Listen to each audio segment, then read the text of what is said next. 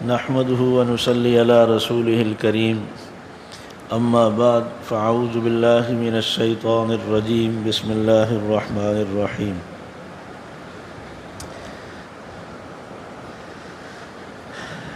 آج الحمدللہ 23 پارے ہو گئے۔ سورہ صافات، سورہ صاد اور سورہ زمر کی تلاوت ہوئی۔ سورہ یاسین کا بھی خلاصہ رہتا تھا۔ سورہ یاسین میں اللہ تبارک و تعالیٰ نے شروع میں 3 نبیوں کا ذکر فرمایا کہ ہم نے ایک بستی میں وَاضْرِبْ لَهُمْ مَثَلًا أَصْحَابَ الْقَرْيَةِ، ایک بستی میں 3 نبی بھیجے۔ لوگوں نے تینوں کو جھٹلا دیا کہ ہم تمہیں نبی نہیں مانتے، تم تو ہماری طرح انسان ہو۔ انہوں نے بڑا سمجھانے کی کوشش کی کہ ہم انسان تو ہیں مگر اللہ نے ہمیں نبی بنا کر بھیجا۔ خیر کہنے لگے تمہاری وجہ سے ہماری اس بستی میں نحوست پھیلی ہے۔ انہوں نے کہا ہماری وجہ سے نہیں پھیلی، تمہارے اپنے کرتوتوں کی وجہ سے پھیلی ہے، تم اپنی اصلاح کرو۔ ایک اور آدمی نے آ کر سمجھانے کی کوشش کی کہ تم اللہ کے نبیوں کو کیوں جھٹلا رہے ہو، کہیں تم پر عذاب نہ آ جائے۔ سارے لوگ ان پہ، اس سمجھانے والے پہ ٹوٹ پڑے، اس بیچارے کو وہاں ہی شہید کر دیا۔ اللہ تبارک و تعالیٰ نے پھر آخر اس کو جنت میں داخل کیا اور فرمایا کہ ہم نے اس قوم سے پھر کیسا بدلہ لیا۔ پھر ہم کسی سے بدلہ لینے کے لیے فوج نہیں بھیجتے، ایک چیخ ماری آ کر فرشتے نے سب ختم کر دیا۔ شکوہ کیا یا حسرتاً علی العباد ما یاتیہم من رسول الا کانوا بہ یستہزئون، افسوس ہے بندوں پر، جب بھی میں نے ان کی ہدایت اور رہنمائی کے لیے کوئی نبی بھیجا ہمیشہ اس قوم نے اس نبی کا مذاق اڑایا۔ پھر اللہ تبارک و تعالیٰ نے اپنی وحدانیت کی عقلی دلیلیں پیش کی۔ فرمایا کہ زمین تمہارے لیے ایک دلیل ہے کہ ہم نے اس میں کیسے کیسے چشمے جاری کیے، پھل باغات پیدا کیے جو تمہارے لیے روزی ہے۔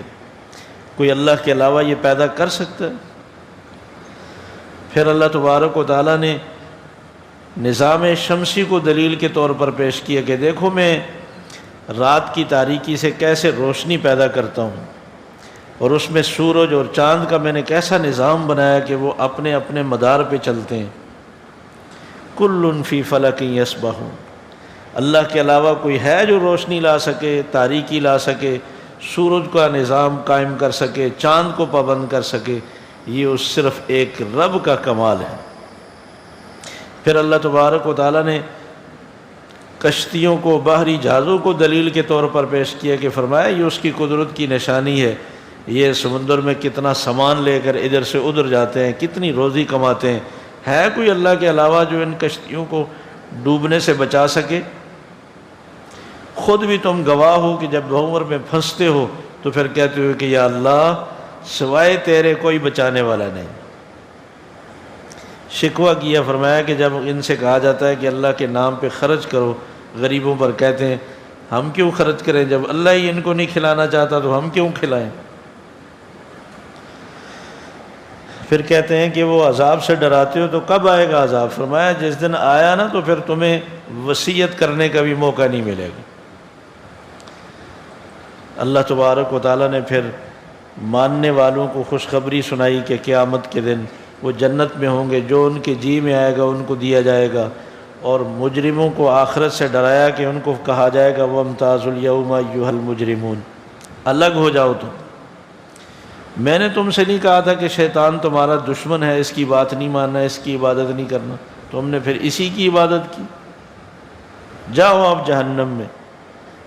اللہ تبارک و تعالیٰ نے پھر دنیا کے عذاب سے ڈرایا کہ فرمایا ہمیں اتنی قدرت ہے کہ ہم چاہیں تو شکل بگاڑ کے رکھ دیں نافرمانی کرنے والوں کی، مگر ڈھیل دے رہے ہیں، ہم چاہیں تو اندھا کر دیں مگر ڈھیل دے رہے ہیں۔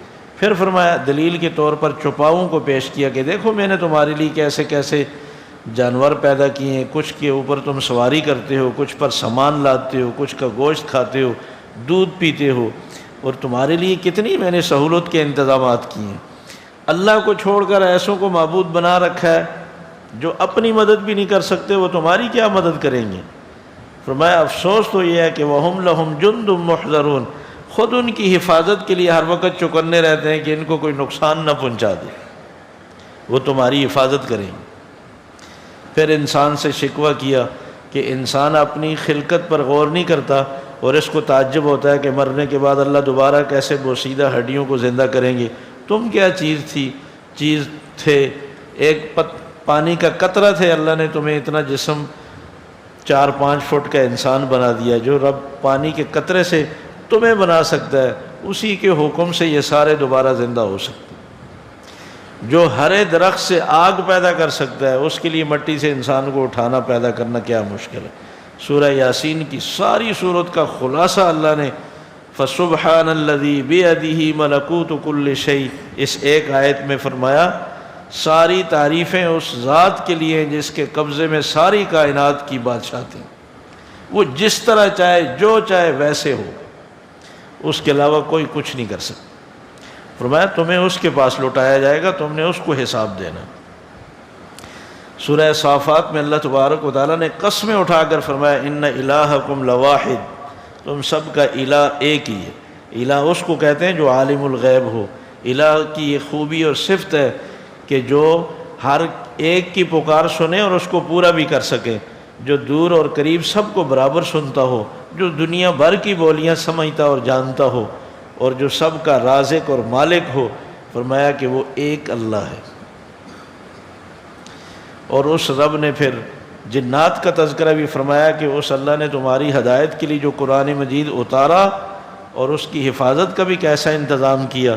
اللہ نے آسمانوں کے وہ تمام راستے محفوظ کر دیے جہاں سے جنات چوری چھپی جا کر وہ فرشتوں کے پیغامات جو اللہ سے ملتے وہ لاتے، اور مخلوق میں اس میں جھوٹ ملا کر کاہنوں کے ذریعے سے، نجومیوں کے ذریعے سے پھیلاتے۔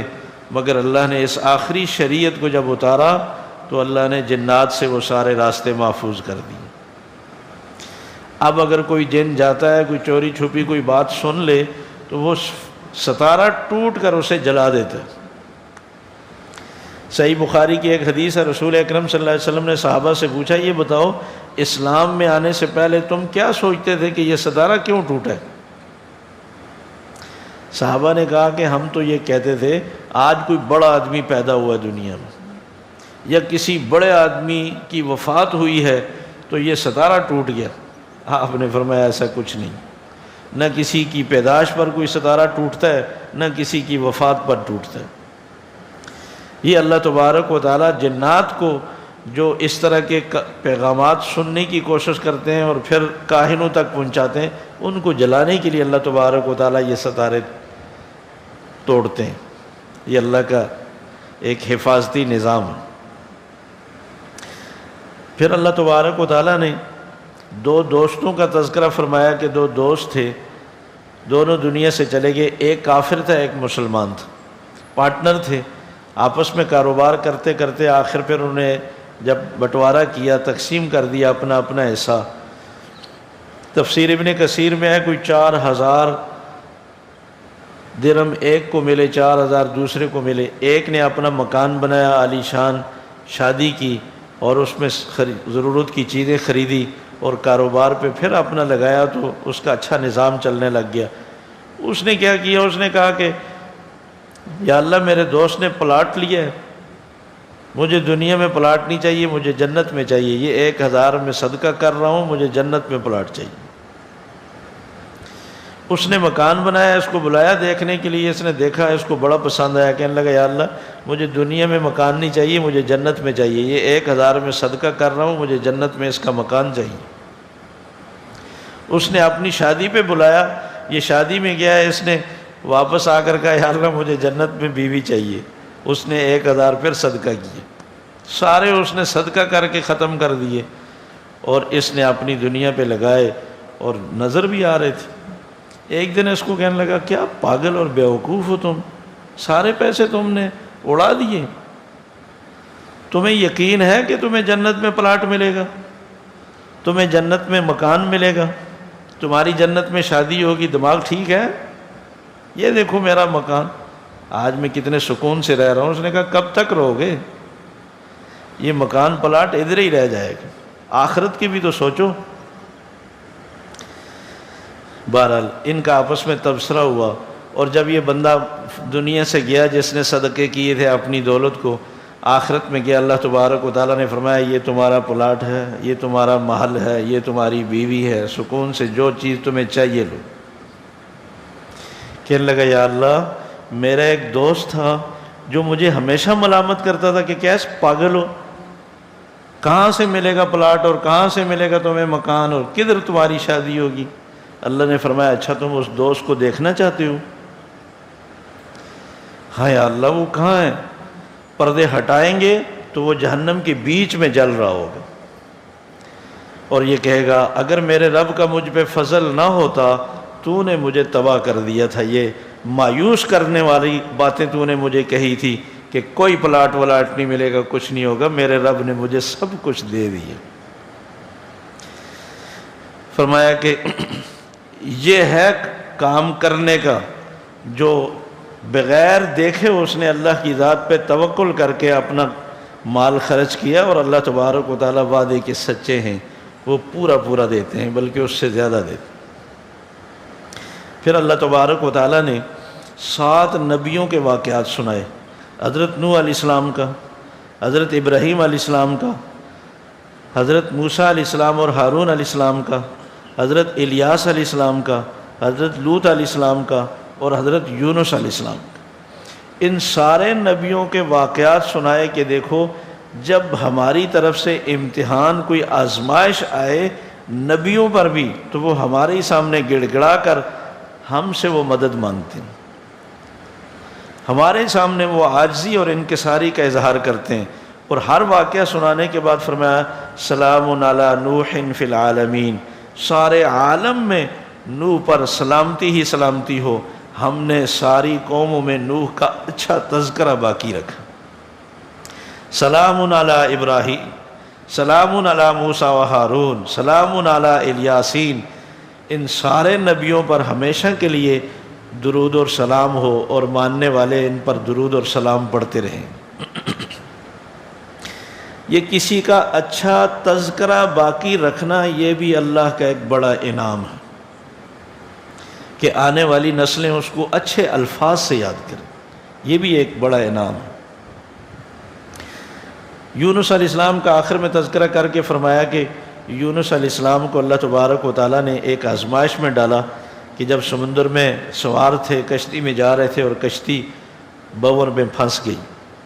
اب بوجھ زیادہ ہوا تو کشتی والوں نے کہا بھائی کوئی آدمی ایسا ہے جو اجازت کے بغیر آیا ہوا ہے، لہٰذا اس آدمی کو نکلنا پڑے گا اگر سب کی جان بچانا چاہتے ہیں۔ سب کے قرعہ ڈالے، فساہم، قرعہ ڈالی گئی تو یونس علیہ السلام کا نام نکلا، پھر قرعہ ڈالا تو یونس علیہ السلام کا نام نکلا، پھر قرعہ ڈالا تو یونس علیہ السلام کا۔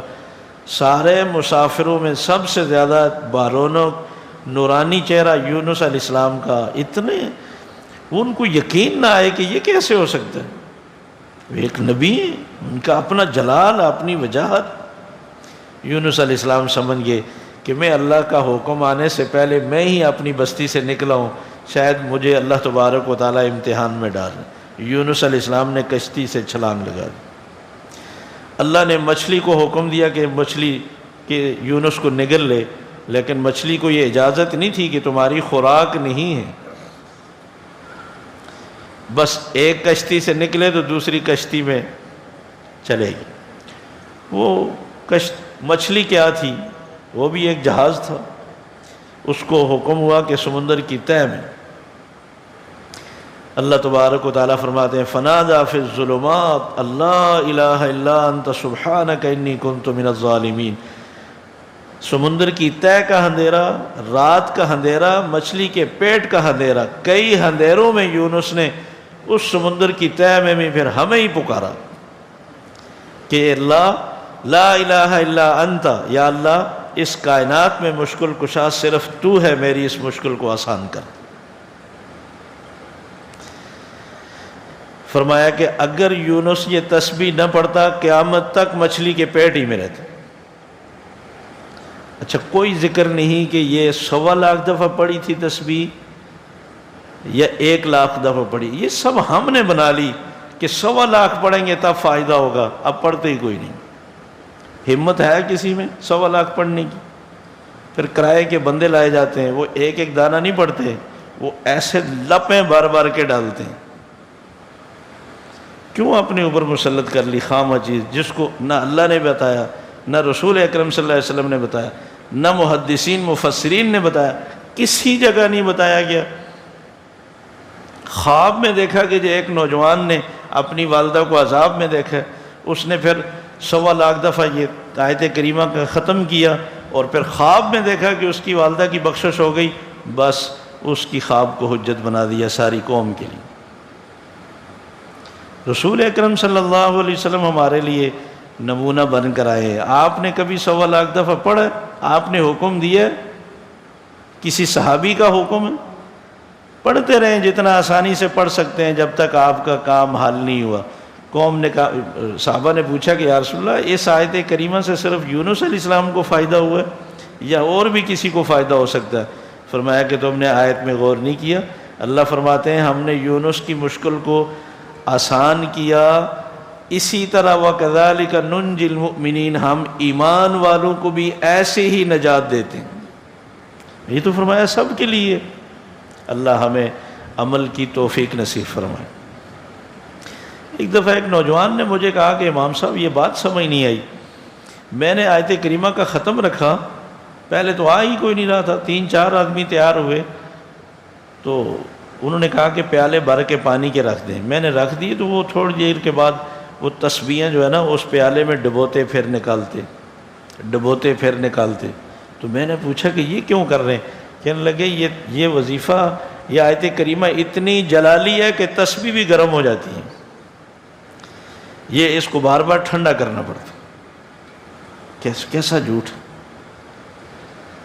کبھی بھی کسی صحابی سے کوئی نقل نہیں کہ یہ جلالی ہے، ایسے تسبیح گرم ہو سکتی ہے یا ایسے دماغ گرم ہو سکتا ہے۔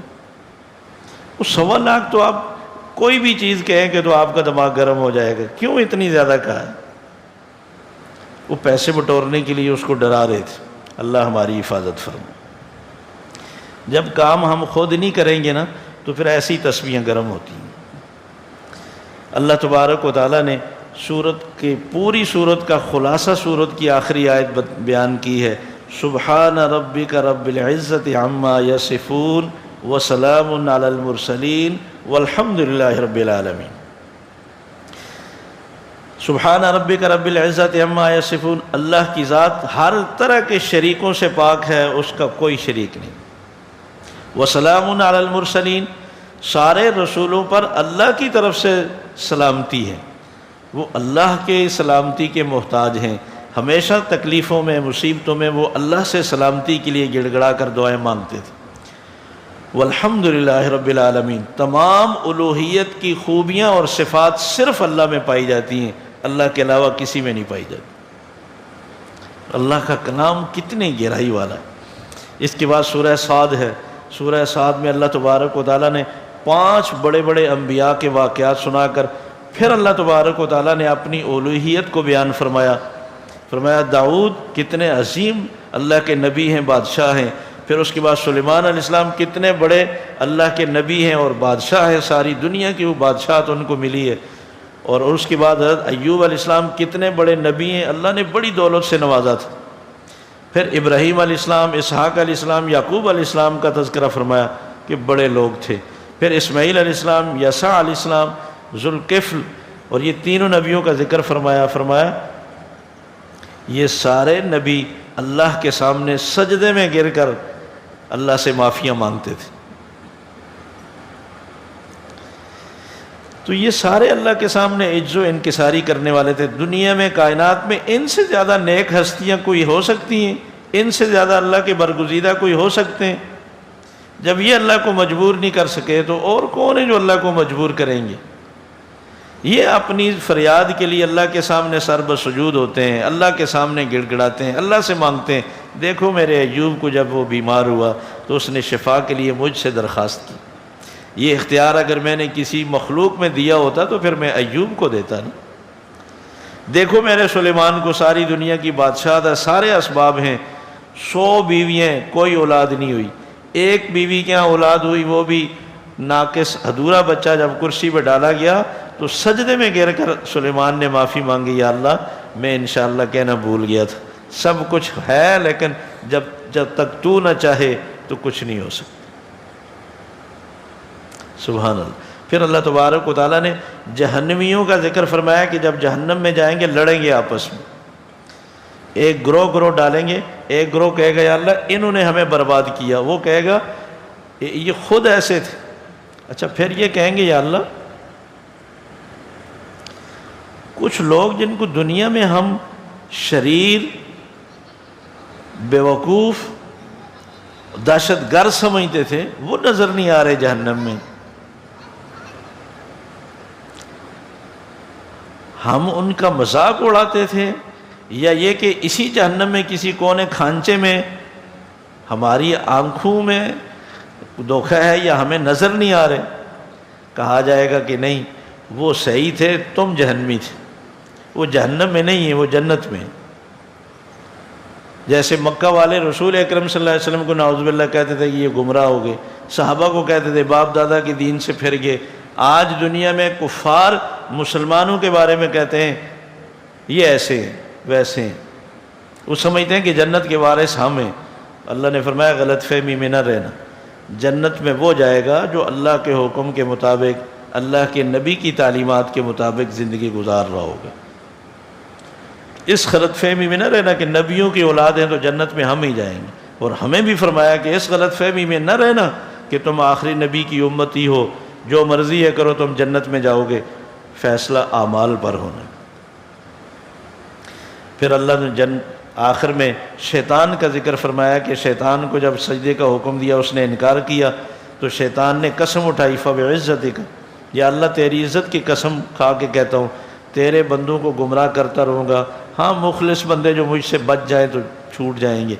اللہ نے فرمایا قَالَ فَالْحَقُّ وَالْحَقَّ أَقُولُ لَأَمْلَأَنَّ جَهَنَّمَ مِنْكَ وَمِمَّنْ تَبِعَكَ مِنْهُمْ أَجْمَعِينَ، یہ بات سچ ہے اور میں ہمیشہ سچ کہتا ہوں کہ میں تمہیں بھی اور جو تمہاری مان کے چلے گا میں دونوں کو جہنم میں ڈالوں گا اور جہنم کو بھر دوں گا۔ اللہ ہمیں شیطان کے وسوسوں سے، دھوکوں سے محفوظ رکھے۔ اللہ ہمیں رسول اکرم صلی اللہ علیہ وسلم کی سنتوں پہ، طریقوں پہ عمل کی توفیق نصیب فرمائے۔ اس کے بعد سورہ زمر ہے، زمر کے معنی گروہ کی، کفار کا بھی گروہ کر کے جہنم میں لے جایا جائے گا، اور جنتیوں کو بھی گروہ کی شکل میں، جماعتوں کی شکل میں جنت میں داخل کیا جائے گا۔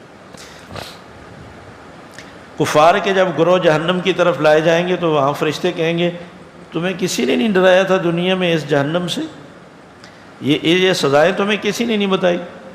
تو وہ کہیں گے قالوا بلا ولکن حقت کلمۃ العذاب علی الکافرین، بتایا تو تھا، ڈرایا تو تھا، مگر بس یہ اللہ کی بات ہم پہ ثابت ہو گئی، جو اللہ نے کہا تھا کہ میں شیطان کی ماننے والوں سے جہنم بھروں گا۔ جنتیوں سے جب ان کا گروہ آئے گا تو فرشتے ان کو سلام کریں گے، جیسے ہم کسی کو خراج تحسین پیش کرتے ہیں کہ آپ نے بڑی محنت کی ہے یہ مقام پانے کے لیے، فرشتے بھی کہیں گے سلام علیکم طبتم فادخلوها خالدین، جاؤ جنت میں ہمیشہ کے لیے۔ اللہ ہم سب کو جنت میں داخل فرمائے۔ جنتی جنت میں داخل ہوں گے، بے ساختہ زبان پہ آئے گا تمام تعریفیں اس اللہ کی جس نے اپنے سارے وعدے سچے کر دیے، اور اللہ تعالیٰ فرمائیں گے تمہیں اختیار ہے جنت میں جہاں چاہو محلات بنا لو، بس تم آرڈر دیتے جاؤ چیزیں خود تیار ہوتی جائیں گی۔ سوچ سے زیادہ اللہ نے انعامات رکھے، فرمایا ایسی چیزیں جو کسی آنکھ نے نہیں دیکھی، جو کسی کان نے نہیں سنی، جو کسی انسان کے دل میں تصور بھی نہیں گزرا۔ اللہ ہمیں سب کو نصیب فرمائے۔ سورہ زمر میں اللہ تبارک و تعالیٰ نے مشرکین کا شرک بتایا کہ وہ کرتے کیا تھے، وہ کیا شرک تھا۔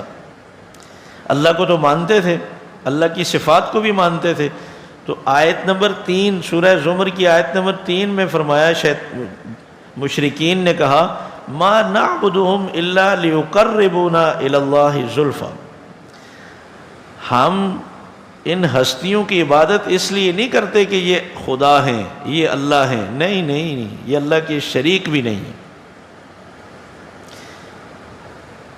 الا لیقربونا، یہ ہمیں اللہ کے قریب کر دیتے ہیں بس۔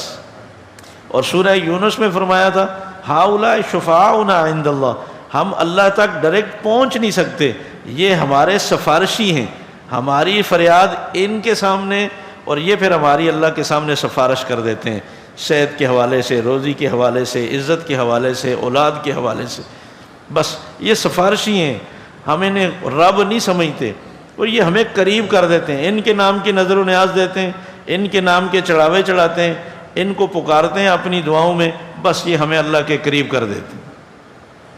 اللہ نے فرمایا سبحانہ، وہ ذات پاک ہے، اس کے علاوہ کسی کو سجدے کی عبادت کی اجازت نہیں۔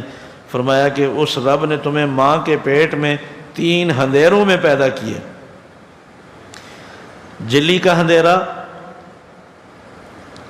رحم کا اندھیرا، پیٹ کا اندھیرا، 3 اندھیروں میں پانی کے قطرے پر تمہاری تصویر جو رب بنا سکتا ہے، اس کو کسی سفارشی کی ضرورت ہے کہ تمہیں وہ اللہ کے قریب کر دے؟ نحن اقرب الیہ من حبل الورید، وہ تو تمہاری شرگ سے زیادہ قریب ہے۔ سبحان اللہ۔ فرمایا جب کسی تکلیف میں مبتلا ہوتے ہیں تو مجھے پکارتے ہیں، جب میں وہ تکلیف دور کر دیتا ہوں تو پھر میرے شریک بنانے لگ جاتے ہیں، کہ یہ کہتے ہیں یہ فلاں نے احسان کیا، یہ فلاں نے احسان کیا، وہ پہلے کہاں تھے احسان کرنے والے؟ اللہ اکبر۔ اللہ تبارک و تعالیٰ نے قرآن مجید کی تعریف کرتے ہوئے فرمایا یہ اللہ کا کلام ایسا ہے کہ انسان مومن پڑھتا ہے تو اس سے رونگٹے کھڑے ہو جاتے ہیں، اس سے دل میں رقت اور نرمی پیدا ہو جاتی ہے، لیکن یہ کب ہوگا؟ جب قرآن مجید کو ہم سمجھ کر پڑھیں، ہمیں اندازہ ہوگا کہ اللہ کہنا کیا چاہتا ہے، وہ واقعی پھر ہر آیت رونگٹے کھڑے کرنے والی ہے، پھر اس کا اثر دل پر بھی پڑتا ہے۔ اسی سورہ زمر میں 24ویں پارے میں فرمایا وَلَئِن سَأَلْتَهُم مَّنْ خَلَقَ السَّمَاوَاتِ وَالْأَرْضِ، آپ ان سے پوچھیں کہ آسمان و زمین کو کس نے پیدا کی، یہ کہیں گے لَيَقُولُنَّ اللَّهُ، اللہ نے پیدا کیا۔ تو فرمایا تو پھر اللہ تبارک و تعالیٰ اگر کسی کو رحمت دینے کا فیصلہ کر دیں، ہے کوئی روک سکے؟ اگر اللہ کسی کو تکلیف میں ڈالے تو ہے کوئی اللہ کے علاوہ کوئی جو تکلیف دور کر سکے؟ کیوں اوروں کو پکارتے ہو؟ اللہ نے اگر بیماری بھیجی ہے اللہ ہی صحت دے گا، شفا دے گا۔ اللہ نے اگر آپ کو کسی خیر کا ارادہ کیا ہے تو پھر اللہ ہی حفاظت کرنے والا ہے، بچانے والا ہے، اسی کے نام کی نظر و نیاز ہونی چاہیے، اسی کے نام کا شکر ادا ہونا چاہیے۔ فرمایا جب لوگ سو جاتے ہیں تو نیند کی حالت میں روح قبض ہو جاتی ہے، جن کی عمر پوری ہو جائے نیند کے دوران تو روح کو ہم ادھر ہی روک لیتے ہیں، یہ بندے کی موت واقع ہو جاتی ہے، کوئی ہائی فریاد نہیں، جس کروٹ پہ لیٹا ہوتا ہے اسی کروٹ پہ فوت ہو جاتا ہے۔ جن کی زندگی ابھی باقی ہوتی ہے تو ہم روح کو واپس بھیج دیتے ہیں جب تک کہ اس کی زندگی پوری نہیں ہوئی، اس لیے کہتے ہیں نیند بھی آدھی موت ہے۔ فرمایا ام اتخذوا من دون اللہ شفعاء، اللہ کے علاوہ اوروں کو اس لیے پوجا جاتا ہے کہ وہ یہ شفاعت کریں گے۔ قل للہ الشفاعۃ جمیعا، کہہ دیجئے شفاعت کا حق سارا کا سارا اللہ کو ہے۔ اللہ کے علاوہ جن کو اختیار ہی نہیں شفاعت کرنے کا وہ کیسے شفاعت کریں گے؟ فرمایا جب توحید کا ذکر ہوتا ہے لوگ اس سے دل سکڑنے لگتے ہیں، کس سے کہانیاں سنائیں تو لوگ خوش ہوتے ہیں، یہ اللہ شکوے کے طور پر فرما رہے ہیں۔ اور فرمایا کہ میرے بندوں سے کہہ دو گناہوں کی وجہ سے مایوس نہ ہونا، تمہارے اگر گناہ زیادہ ہے تو اللہ کی رحمت اس سے بھی زیادہ ہے۔ ان اللہ یغفر الذنوب جمیعا، اللہ سارے گناہوں کو معاف کرنے والا ہے۔ یقین کے ساتھ اللہ سے توبہ اور معافی مانگی جائے۔ فرمایا موت سے پہلے یا اللہ کے عذاب سے پہلے اس کی طرف متوجہ ہو جاؤ تو اللہ معاف کرنے والا ہے۔ اگر اس کی طرف سے کوئی پکڑ آ گئی اور پھر تم دعائیں مانگو گے ثم لا تنصرون، پھر کوئی مدد نہیں کی جائے گی۔ رسول اکرم صلی اللہ علیہ وسلم کو مخاطب کر کے فرمایا کہ فاعبد اللہ اللہ کی عبادت کریں، وَقُم مِّنَ الشَّاكِرِينَ، اور اسی کا شکر ادا کریں۔ اگر آپ سے شرک ہوا، رسول اکرم صلی اللہ علیہ وسلم سے تو آپ نے شرک کی نفی فرمائی ساری زندگی اور سمجھایا، لیکن امت کو سنانے کے لیے رسول اکرم صلی اللہ علیہ وسلم کو مخاطب کر کے فرمایا اگر بالفرض آپ کی ذات سے بھی شرک ہوا لَيَحْبَطَنَّ عَمَلُكَ، آپ کی ساری نیکیاں ختم ہو جائیں۔ مفسرین نے لکھا ہے کہ رسول اکرم صلی اللہ علیہ وسلم کو اللہ تبارک و تعالیٰ یہ جو مخاطب کر کے کہہ رہے ہیں یہ پوری امت کو سنانا مقصد ہے کہ اس خیال میں نہ رہنا کہ ہم نے حج بہت کیے ہیں، ہم نے صدقہ خیرات بہت کیا ہے، ہم نے روزے بہت رکھے ہیں، ہم نے اعتکاف بہت کیے ہیں، اللہ کو پھر کوئی نیکی نہیں چاہیے۔ اگر آپ کا عقیدہ اور نظریہ ٹھیک نہیں ہے ساری نیکیاں برباد ہیں۔ بنیادی عقیدہ ضروری ہے کہ ہم قرآن و سنت کے مطابق اسے ٹھیک کریں۔ اللہ تعالی ہمیں صحیح سمجھنے کی عمل کی توفیق نصیب فرمائے۔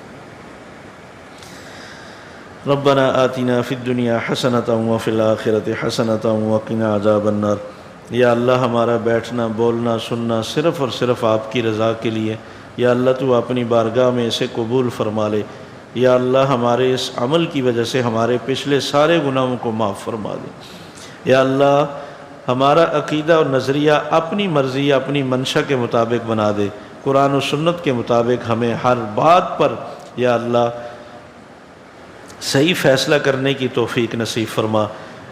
رسم و رواج سے ہماری حفاظت فرما، رسومات سے شرک و بدعات سے ہماری حفاظت فرما۔ یا اللہ کامل ایمان نصیب فرما، شکر گزاری والی زندگی نصیب فرما۔ یا اللہ اپنے پیارے حبیب رسول اکرم صلی اللہ علیہ وسلم کی کامل اتباع کامل محبت نصیب فرما۔ یا اللہ سنتوں والی زندگی نصیب فرما۔ یا اللہ ہمارا خاتمہ ایمان پر فرمانا۔ یا اللہ حاضرین کی جتنی بھی جائز حاجات ہیں، جتنی بھی نیک مرادیں ہیں، یا اللہ تو سب سے خوب واقف ہے۔ یا اللہ سب کی نیک مرادوں کو اپنے فضل سے پورا فرما۔